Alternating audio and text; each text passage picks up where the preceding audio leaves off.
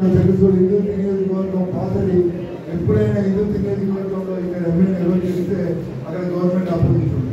మన అదృష్టం కొద్ది హుస్నాబాద్ నియోజకవర్గం అయిన తర్వాత ఎమ్మెల్యే ప్రవీణ్ రెడ్డి గారు కావచ్చు, దాని తర్వాత కొత్త సతీష్ కుమార్ కావచ్చు, ఇద్దరు కూడా ఆయా పీరియడ్లలో ప్రభుత్వంలో ఉన్నటువంటి ఎమ్మెల్యేలు అయినప్పటికీ ఈసారి ప్రత్యేకంగా హుస్నాబాద్కు అధికార పార్టీలో ఉన్న ఎమ్మెల్యే కాకుండా అదనంగా మంత్రి పదవి రావడం ఈ హుస్నాబాద్ చేసుకున్నటువంటి పూర్వకంగా తృప్తిగా నేను భావిస్తున్నా. ఎందుకోసమంటే నేను చాలా సందర్భాల్లో మాట్లాడిన సందర్భం ఈ హుస్నాబాద్ నియోజకవర్గంలో రోడ్డు పిఆర్ రోడ్డు ఎంత దరిద్రంగా ఉంటుంది అంటే చాలా దరిద్రంగా ఉన్నటువంటి రోడ్డు గత ఎమ్మెల్యే హయాంలో కొంతవరకు బీటీ రోడ్లను కంప్లీట్ చేసినాం.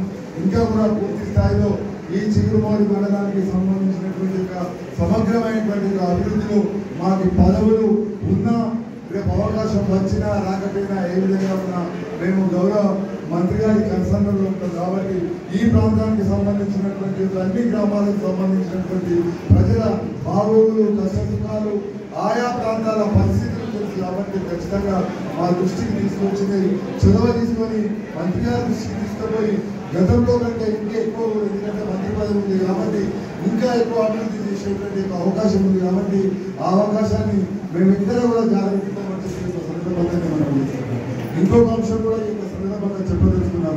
ప్రభుత్వం నుంచి వచ్చేటువంటి ఎలాంటి సంక్షేమ పథకాలైనా మేము అధికార పదవిలో ఉన్నా లేకపోయినా నిష్పక్షపాతంగా పారదర్శకంగా ఈ మండలంలో ఉండేటువంటి బడుగు బలహీన వర్గాలు ఎవరైతే ఉన్నారో పూర్తి స్థాయి అర్హులైన వాళ్ళు ఎవరున్నారో వాళ్ళందరికీ కళాఖండిగా వచ్చేటట్టు ఆ పాత్ర మేము ప్రభుత్వానికి ప్రజలకు మధ్యగా అండగా ఆశించడంతో ఆ పాత్ర మేము పోషిస్తామని ఎక్కడ కూడా పక్షపాత దృష్టితోటి మేము ఉండమని చెప్పి ఒక సందర్భంగా చివరి కాబట్టి గౌరవ మంత్రి గారికి మేము హామీ ఇస్తున్నాం. ఖచ్చితంగా వారి పేరు నిలబెడతాం.